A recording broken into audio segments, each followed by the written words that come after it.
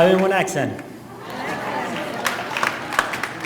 mahadsanid saaxiibkayga waliba aan wada shaqayno Ali Kunfuro iguna casuumay inaan meeshan maanta ka hadlo ma idin sheega sababta aan u bartay Soomaali maalin ayaan soo galay maqaayad oo aan weydiistay ano markaas ma aqoon erayga ano waxaan weydiiyey waxa lagu dhaho milk luqada Soomaali markaas ayuu yiri ano waan qoslay sababtoo ano Spanishka double waaye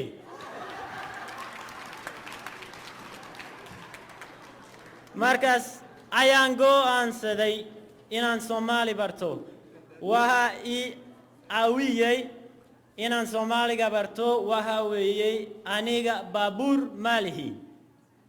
waxa weeyay aniga baabuur maalihi marka waxaan kula kulma Soomaaliya jidka baska taxiga iyo suuqa Carmel maalin aniga iyo gabadhayda yar taxi baan saarnay markaas ayay tiri aniga gabadhayda ayay tiri aniga af Soomaali waa aqaan run waaye iyo markaas ayuu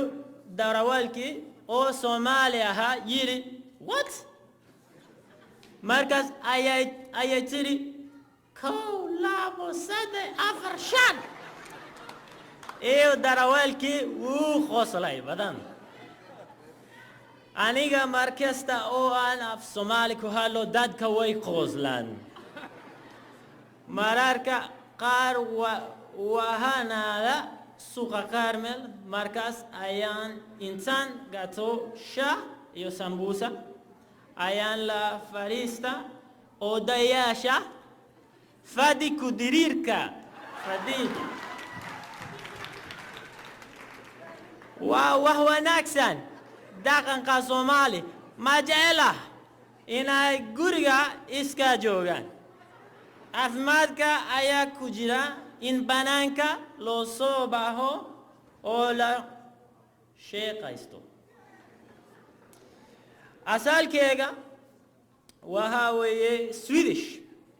inkasta oo awoowayaashay mar hore ka yimaadeen Sweden wali asalkeyga waan jecel yahay sidee darteed Swedish waan ku hadlaa luqada iyo dhaqanka waa muhiim carruurtaada af Soomaali bar kulana hadal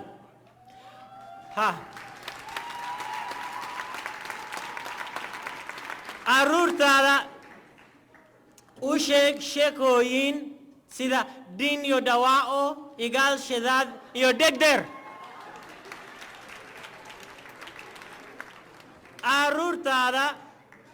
carruurtaada mahmaha Soomaali bar mataqana mahmaha waan jecelahay aqoon la'aan waa iftiin la'aan iyo imika waan dhamaanayaa waan heesayaa waxyar heestaan waa manta waa maalin weyne maanta manta waa maalin weyne maanta manta marahen banane maanta iyo waan sheegayaa maanta waa maalin weyn run waaye maanta waa maalin weyn oo jaaliyada Soomaaliyeed isku yimaadeen oo ay awoodooda isku keeneen mahadsanid